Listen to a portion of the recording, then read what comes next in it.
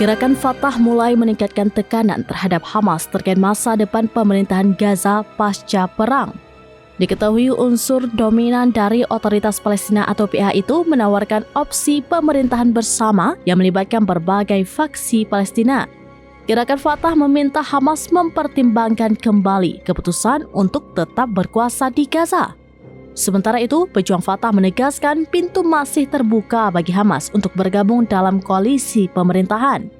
Sejumlah negara Arab, termasuk Mesir dan Yordania, mendukung Otoritas Palestina mengelola Gaza. Hamas dilaporkan siap menyerahkan kendali Gaza kepada Otoritas Palestina setelah adanya tekanan dari Mesir.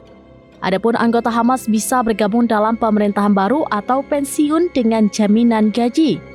Kini, gerakan Fatah dan Hamas sepakat untuk bersatu demi membangun kembali Gaza yang hancur akibat perang. Kolaborasi ini bertujuan untuk memulihkan stabilitas dan memperbaiki kondisi hidup rakyat Palestina. Keduanya bekerja sama untuk memastikan pemulihan infrastruktur. Selain itu, memberikan bantuan kemanusiaan serta merumuskan kebijakan pemerintahan berbagai sektor kehidupan di Gaza.